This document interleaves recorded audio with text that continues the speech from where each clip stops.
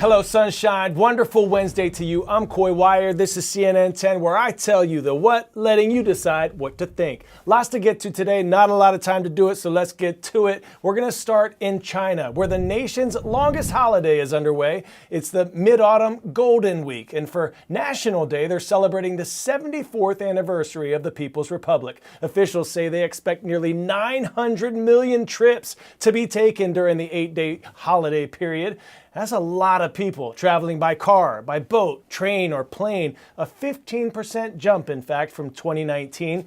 Now, during all this holiday travel, there will be a big boost to the economy. China's Ministry of Tourism predicts that people will spend about 780 billion yuan, or 109 billion US dollars. That's a 20% increase compared to 2019.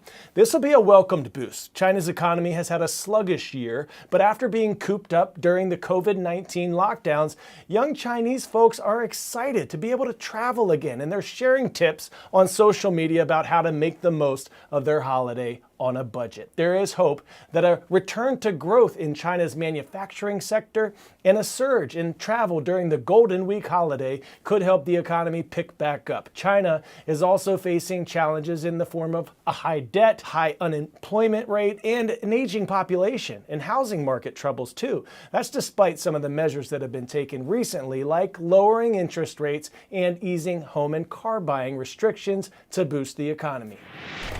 China, the world's second largest economy, is in a slump. Prices are dropping, the real estate market is in a cash crunch, the youth unemployment rate is so bad the government stopped publishing it. And some local governments are so broke, medical benefits for seniors have been cut, leading to protests. Tough times across the country.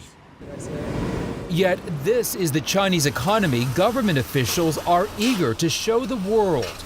Bustling factory floors, a free trade zone, and an industrial park dotted with international companies. Among the sights we saw on a state-sponsored trip to northeastern China, rare access inside the heart of what many call China's Rust Belt. Are you able to have success despite all of the economic challenges facing China right now? China's economy as a whole is improving. We are confident that we can make a corresponding contribution to the general trend of development. That confidence seems like a contrast to reality. Officially, China's economy is improving based on GDP, but the rebound isn't as fast as many investors had hoped, especially in a post-COVID world. The Chinese government is certainly looking to foreign investment to help jumpstart its economy, but it's also focusing on factories like this one. An effort to make sure it still churns out enough products for export, keeping China as the world's factory. At the same time, upgrading key industries, especially tech, to become self-reliant or even leaping ahead of the US and other rivals. Needed solutions as China remains one of the biggest drivers of global growth. A slowdown in China is going to impact everyone else in the world. You will have the effect, of course, in demand, you will have the effect in prices, and so on and so forth. China saw so much growth in the past, economists say eventually it would hit a wall. Now it's hoping some of the industries we saw here on this trip will help the nation climb over it. 10-second trivia. Which of these U.S. government agencies is responsible for preparing for and recovering from disasters? FAA, FDA, FTC, or FEMA? If you said FEMA, you are correct. The Federal Emergency Management Agency was established in 1979 by President Jimmy Carter. And a belated happy birthday to you. Mr. Carter turned 99 years old 3 days ago. All right, today at 2:20 p.m. Eastern Time, don't be alarmed if you hear an alarm coming from your phone here in the U.S. that sounds a little like me or something like that.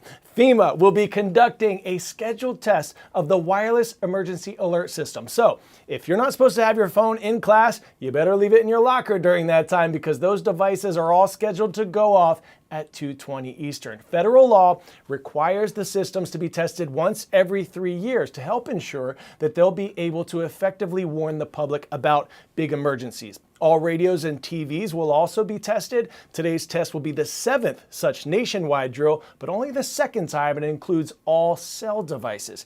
There have been some alert system hiccups in the past, like the false alarm at the state level that woke some folks up at 4 in the morning. And most notably in Hawaii in 2018, an emergency worker hit the wrong button, sending out a false alarm for an incoming missile.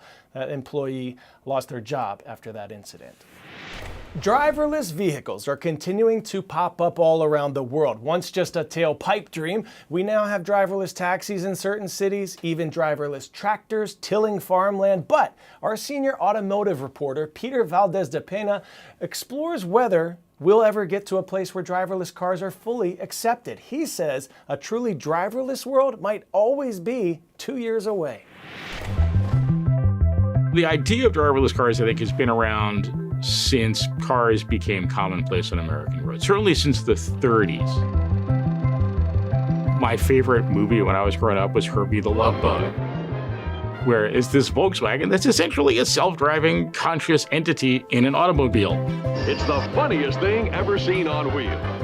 Go back to the '64 World's Fair, and you had companies talking about driverless cars with somebody in a control tower talking to you about, like, okay, take your hands off the wheel now and we'll take you home.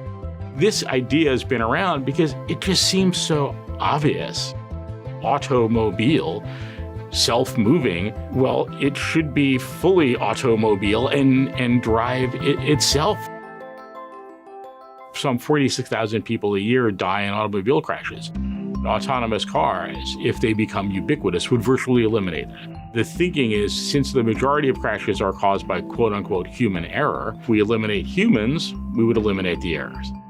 But let's face it, when driverless cars are in the news, they're in the news for screwing up. Whoa, whoa, whoa. Oh, no, we're going on the wrong side of the road. So the challenge is we've got machines interacting with people. Self-driving is one of the reasons that people are working so hard on artificial intelligence. You know, it's one thing to keep the lane on the highway, but to actually fully drive requires an almost human-like ability to improvise. In the years I've been covering this industry, fully autonomous cars are always 2 years away, and they keep being 2 years away. Now, when it comes, it's not going to be all at once. For example, already we're seeing things like in agriculture with self-driving tractors. Farmers can go out there and program the machine, go home, have breakfast, work around the farm while the field is plowed by an autonomous tractor. This holds the promise of democratizing automobiles. You don't have to have a driver's license. You don't have to know how to drive. When the world gets to a point where a mom or a dad can take their kindergarten-age kid down to a car and say, here, son, get in this car, it's gonna take you to school. Because it's one thing for me to get in a driverless car and be willing to take that risk. When I can put a young child in that car, that's the ultimate test.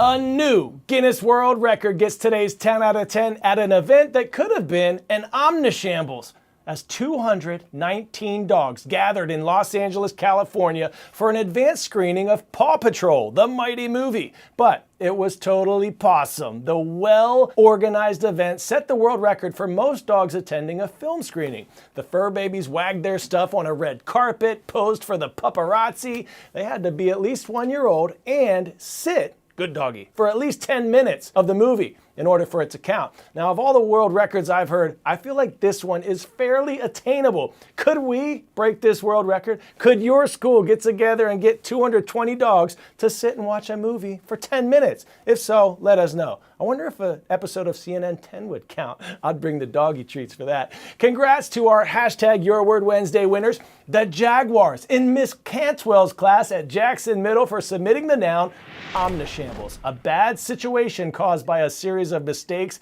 and poor organization. Well done. Our school shout out today goes to Canton South High School in Canton, Ohio. Rise up. Halfway through the week, shine bright everyone and go out and make someone smile today. I'm Coy Wire and we are CNN